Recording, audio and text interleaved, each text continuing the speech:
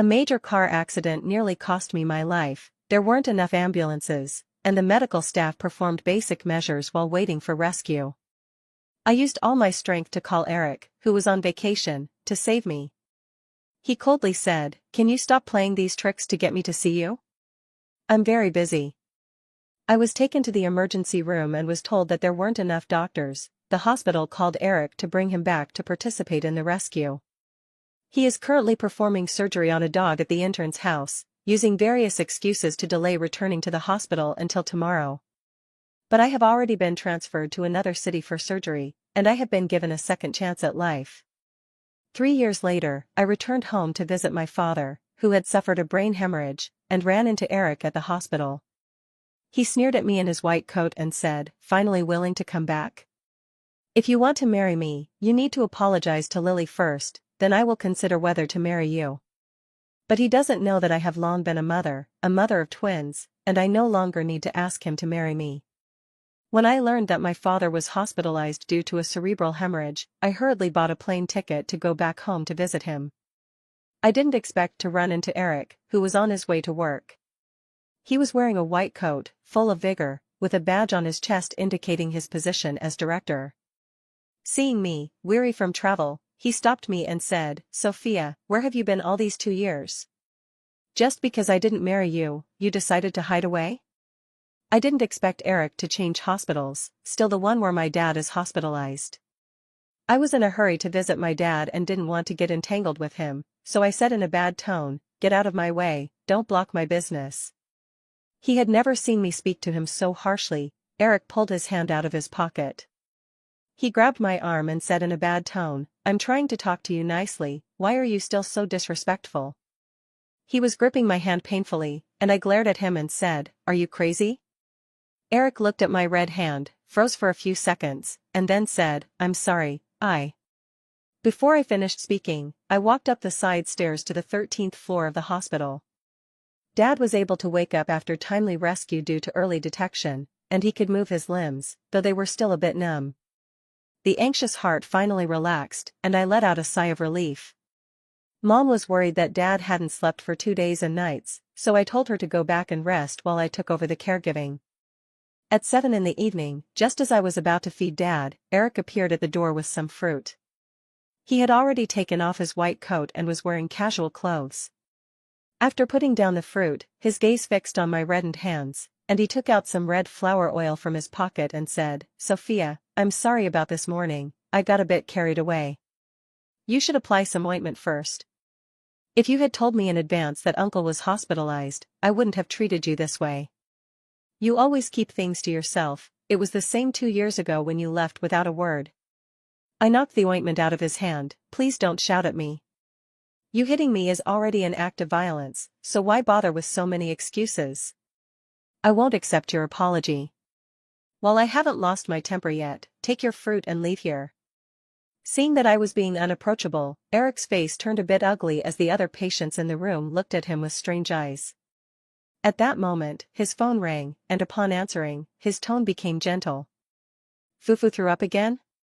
I'll go back right away and take it to the hospital to have a look, you." He spoke hurriedly while walking out of the ward with his phone, and by the time he got further away, I could no longer hear what he was saying. Fufu is Lily's pet dog. 2 years ago, I was in a car accident.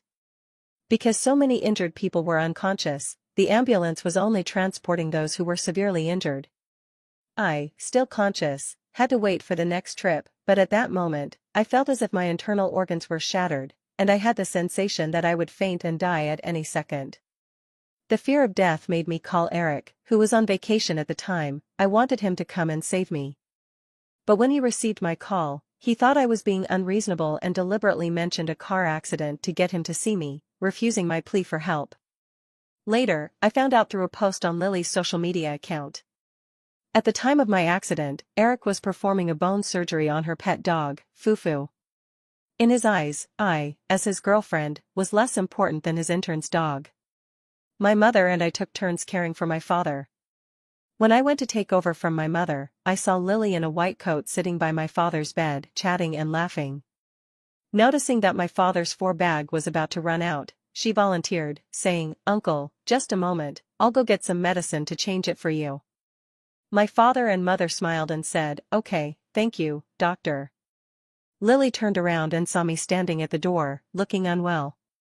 She smiled and stuck out her tongue, saying, Sister Sophia, I heard you're back, so I came to see you all. I didn't say anything, sulking as I put down the thermos. My mom said to me, you child, the doctor is so friendly, taking time out of their busy schedule to chat with us and encouraging your dad to get out of bed more. How can you sulk at them? I pouted, not wanting to argue with my parents, and smiled, saying, yes, yes, yes, what Mom said is all right. Let's not talk about that for now. You should try the chicken soup I made myself. I managed to get some free-range chicken, it's very nourishing. At that moment, Lily came in with the medicine, and just as she was about to start, I stopped her. Lily said with a sense of grievance, what's wrong, Sister Sophia? I'm just changing the medicine for Uncle. If you keep holding me, the blood will flow back in a bit. I snatched the liquid from her hand and pointed at the name on it, saying, if you can't do the nurse's job, then don't do it, okay? Just look at the name on this, is it my dad's name and bed number? You can't just change the medicine without checking. Lily looked at it, her face turned pale, and her voice choked, I didn't mean to, I just wanted to change the medicine for Uncle quickly. She was crying in her white coat, and those who didn't know would think I was bullying her. Just a moment ago, Lily's parents, who were speaking up for her, fell silent. After all, having the wrong medication is something no one would want to experience. Even the neighboring patient couldn't help but complain a bit, which made Lily burst into tears uncontrollably. Bowing to me in apology, he said, I'm sorry, Sister Sophia. I didn't know my good intentions could almost lead to a big mistake. It's all my fault. At that moment, a furious shout came from the doorway, what are you doing? The next second, Eric pushed me hard again, and I slammed into the bed railing. The car accident had caused multiple fractures, and now my body was filled with steel plates. That impact hit my injured area, making me break out in a cold sweat, and stars began to dance before my eyes. Eric, holding Lily, scolded me, Sophia, if you have any issues or grievances, you can come to me, but you absolutely cannot bully Lily. She's just a resident doctor. Can't you, as patients, show a little more understanding? Lily, with a face full of grievance, buried herself in Eric's arms and cried, Eric, I'm fine. Since everyone dislikes me as a doctor, I might as well resign from the director. Boo-hoo. Eric angrily ordered me, Sophia, apologize to me. You made Lily cry. These two shameless people treat the workplace like a joke, and now they disregard my parents while treating me this way. Why should I apologize? I went straight to the doctor's office to complain that Lily was not serious about her work, did not examine carefully, and cried in front of us patients. Just as the leaders from the institute came down for an inspection, they discovered my report and immediately ordered Lily to go home for reflection and to write a self-criticism, prohibiting her from coming to work during this time. Even Eric was called in for a talk by the dean. In the evening, my husband told me he brought the twins over, and I told him not to bring the kids yet, to rest well before seeing their grandparents. My husband replied, yes, yes, yes, I always listen to my wife, but I just happened to be passing by your hospital to buy some snacks for Benji. Can I come out and give you a hug? I've missed you after a few days. This guy doesn't even draft his lies, the hospital is far from where they live, not at all on the way. But I missed him a bit too, and while waiting for my husband downstairs, I saw him get out of the car and joyfully rushed over to crash into his arms. Smelling the fragrance of the shower gel, I felt a lot more at ease, and whispered in his ear, honey, I miss you too. I miss you too, my dear. You've worked hard. Bella and Benji are both asleep, I have to go back. If they don't see me, they'll probably start crying again, and the aunt can't handle it alone. The brief warmth dispersed much of my frustration for the day. I said goodbye to my husband, standing by the roadside watching his car until the taillights disappeared, then picked up the pancake he had just bought for me to eat. Suddenly, someone appeared behind me, startling me and causing the pancake in my mouth to drop. They patted my shoulder and asked, who was that person just now? Why did you smile at him? Eric questioned me with a sullen face, his tone carrying an irresistible force, and the fingers resting on my shoulder tightened continuously as he spoke. I felt pain and jabbed the bamboo skewer in my hand forcefully into his arm, cursing, "Let go, you're hurting me." After a moment of pain, Eric did not let go. Instead, he pressed closer, forcing me to the edge of the flower bed, making me sit down on the tiled railing. I wanted to stand up and leave, but Eric held me down and pressed, "You still haven't answered my question. Who was that man just now? What is your relationship with him?" I found his behavior quite baffling. He loved Lily yet was so interested in my private life. Not wanting to get entangled further, I answered honestly, "He is my husband, the one on the marriage certificate, a legal couple." "I've answered you, can you let go now?" However, my answer only made Eric's reaction more intense. He pinched my chin, forcing me to look directly into his eyes and said, "Sophia, you don't need to use such means to pressure me into marrying you. Don't think I don't know you deliberately brought your sick father to the hospital where I work, and intentionally let me see you being intimate with another man when I got off work. To be honest, it's making me a bit unsettled. If you want me to marry you, you just need to agree to one request of mine, and we can go get the marriage certificate right away. You need to apologize to Lily and withdraw your complaint against her. Do you know that because of your complaint, she might lose her job now? Going around in circles, it's still about this Lily. 2 years ago, I was indeed anxious to get married because I was already in my 30s, and if I didn't get married and have children soon, it might become difficult for me to conceive. And I really want children, I love children, but Eric has been dragging his feet, always using the excuse that his career isn't on track yet, making me wait. But I have already waited for him for 7 years, from his residency training to his job. A sneer crossed my lips as I looked Eric up and down and said, "Eric, when did I ever beg you to marry me? If you want to get married, go find your student Lily, she should be more than willing to marry you." The man couldn't believe I could say such a thing, gritting his teeth and saying, "Sophia, do you even know what you're saying?" Suddenly, a surprised female voice came from behind, "Eric, what are you two doing?" Upon hearing Lily's voice, Eric jumped away from me as if startled, even putting a meter of distance between us. Afraid of being associated with me and making Lily misunderstand, I snorted and rolled my eyes. He said softly to Lily, "It's nothing, it's just that Sophia is still entangled with me. Luckily you came. Didn't you say you wanted to try on a wedding dress? I'll take you to try on wedding dresses tomorrow." As he spoke, he deliberately glanced at my face, trying to find a hint of expression, but unfortunately, there was not a trace. As if to take revenge on me, he uploaded photos of himself accompanying Lily to try on wedding dresses to social media, and in Lily's post, Eric's figure also appeared. As I passed by the nurse's station, I heard them discussing, "Did you see? Dr. Eric accompanied Lily to try on wedding dresses. They can't really be getting married, can they? Isn't this just a matter of time? Who in the whole hospital doesn't know about their relationship?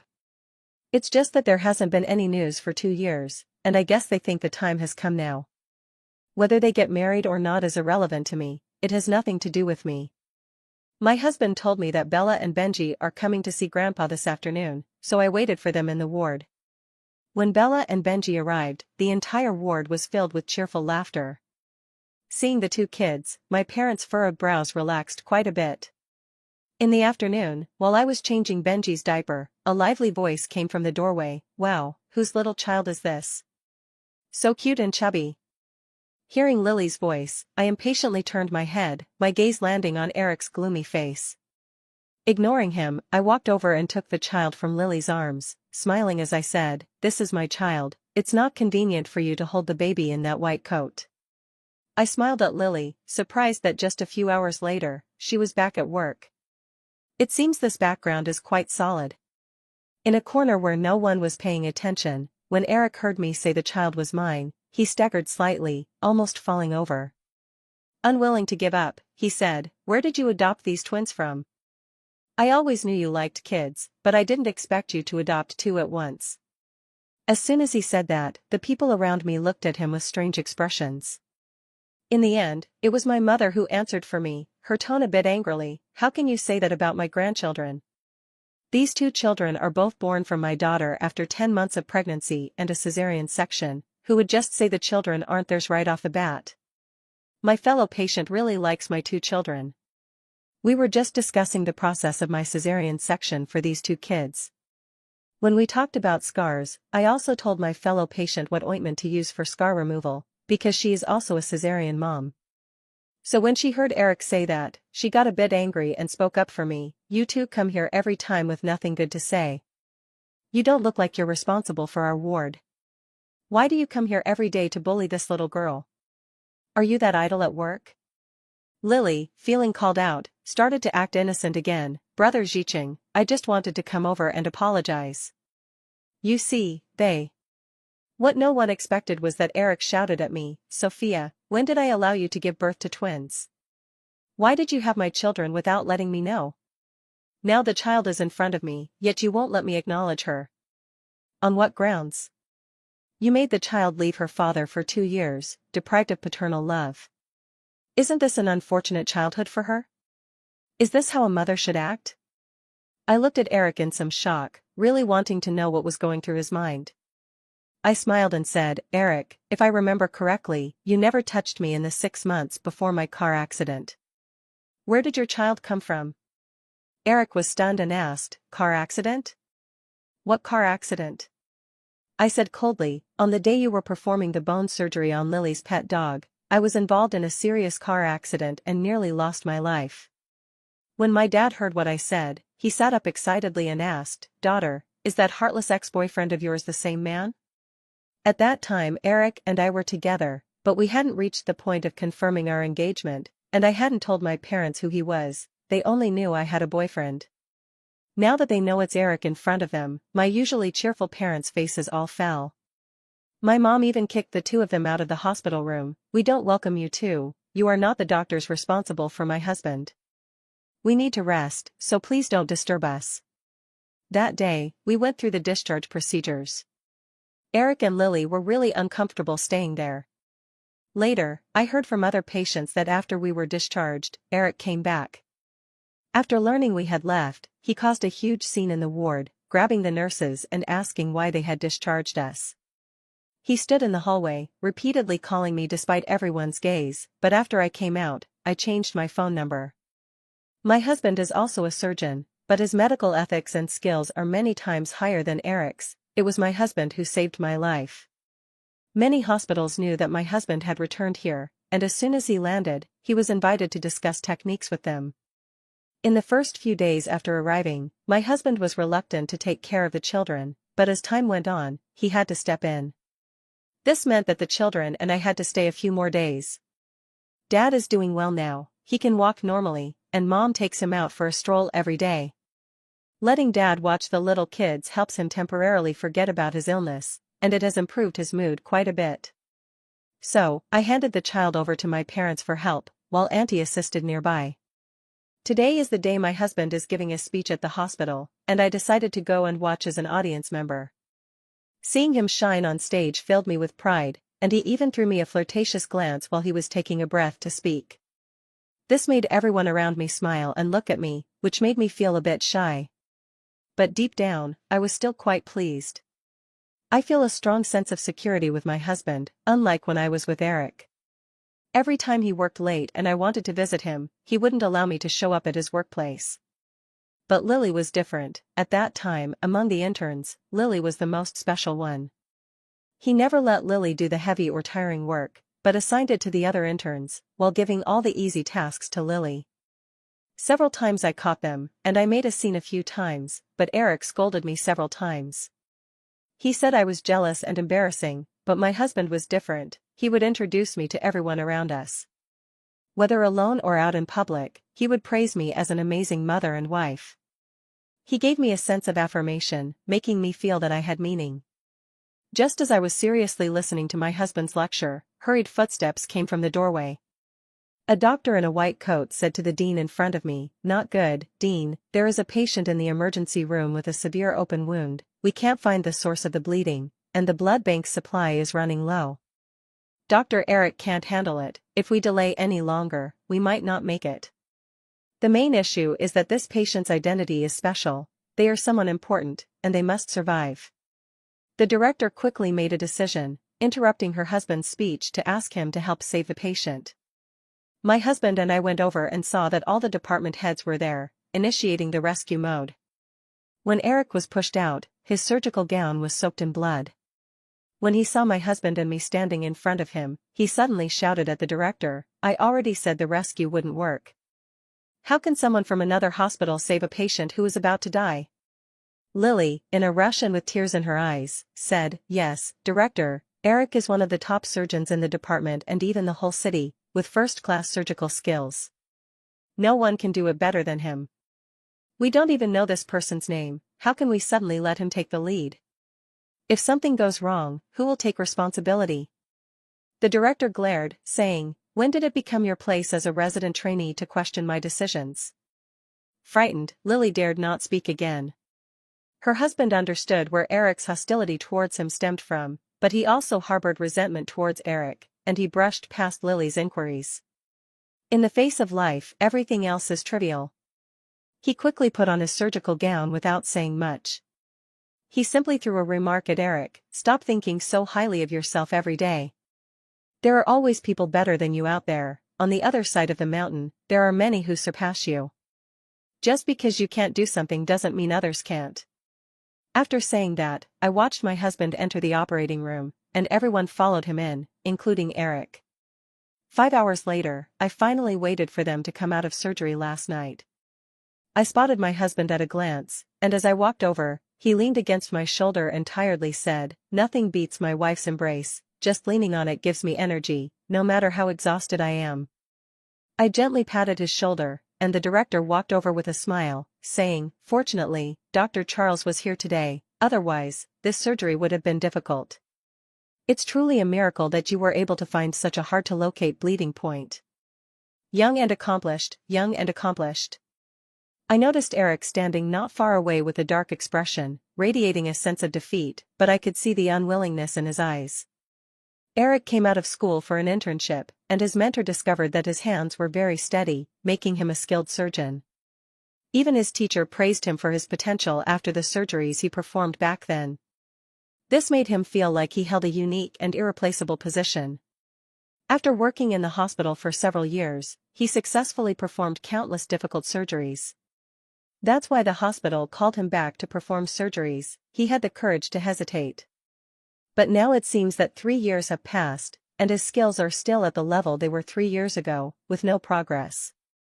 In today's rapidly developing society, various high technologies have changed people's primitive skills, using technology to help us find the causes of illnesses more quickly. This time, the husband was able to quickly locate the bleeding point, not only due to his ability but also because of his self-developed reflection tracking system, which can quickly find the dynamic origin. Eric's arrogance when he issued a death sentence to the patient made many of his peers begin to look down on him. After this incident, people started to gossip privately. "Indeed, he is young and impetuous, the patient still had a breath left, yet he said the other party couldn't be saved. If his skills are lacking, he shouldn't be so arrogant." Anyway, I found him unpleasant for a long time. It's not like he's the only one with steady hands and good skills, there are countless people who are much better than him. I think this time Eric's myth is about to come to an end. As a doctor, the most important thing is that the patient is still alive, and we must do our utmost. How can he not even understand this principle? I heard that Dr. Charles's wife is his ex-girlfriend. 3 years ago, she had a car accident and sought help from Dr. Eric, but Dr. Eric would rather perform surgery on that and turn Lily's pet dog than save his girlfriend. This person has never had good character from the start. Nowadays, Eric and Lily's reputation in the hospital has started to sour. And Lily received a notice of failure from her mentor in her training book, forcing her to leave the department. Over the years, Lily relied on her reputation as Eric's rumored girlfriend, slacking off at work in every department, doing nothing and just passing time until quitting time. After the training period ended, she still received the title of outstanding employee, which made many of her fellow trainees furious, but they dared not voice their anger. This time, when Eric got into trouble, they all submitted reports, and the supervising mentor quickly changed their tune, becoming fair and just. My husband researched this tracking system because years ago, when I had a car accident and lost a lot of blood, he almost couldn't find me.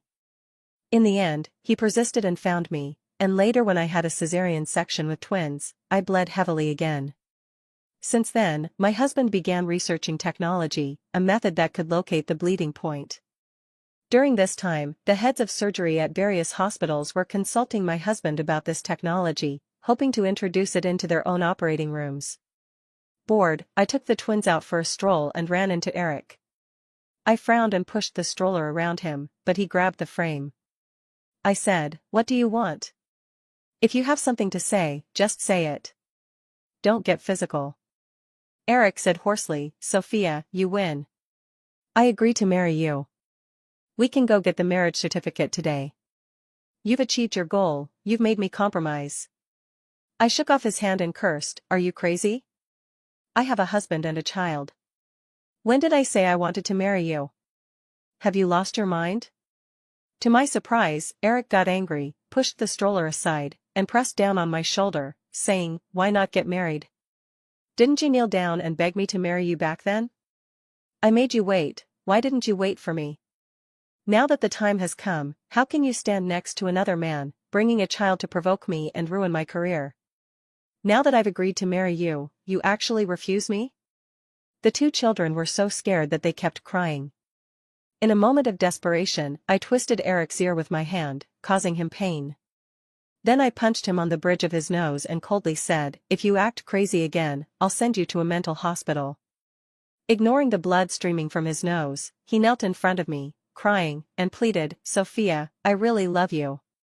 Please don't reject me, okay? Do you know how much it hurts me to see you hugging another man? Do you know how jealous I am when I see you smiling at those two kids? Why are you punishing me? I know it was my fault when I hung up on you back then. It was my mistake, and it was that Lily who seduced me. I will cut ties with her and be with you. Can you also cut ties with unrelated people? Let's start over." He took out the diamond ring from his pocket and said, "Sophia, this ring has our names engraved in English. Today, I am proposing to you, and you cannot refuse. I've already ordered the wedding dress, and we can go try it on right away. I've also booked the wedding venue, and it's ready to use at any time." I walked around him, holding two children to soothe their emotions. Eric suddenly became enraged, shouting madly, "Why are you ignoring me? I asked you to marry me, didn't you hear me?" I wanted to take the children and leave, but Eric roughly snatched them from my hands, and I was worried they would fall. Reluctantly, I let go and softened my voice, saying, "Eric, please don't get worked up. I'll agree to whatever you want, just don't hurt the children." My heart was in my throat, fearing what Eric's next move might be and whether it would harm the children. I was so anxious that tears streamed down my face. The man held the child and laughed foolishly, saying, "Hee hee. What are the conditions? Then right now, let's go to the Civil Affairs Bureau to get our marriage certificate."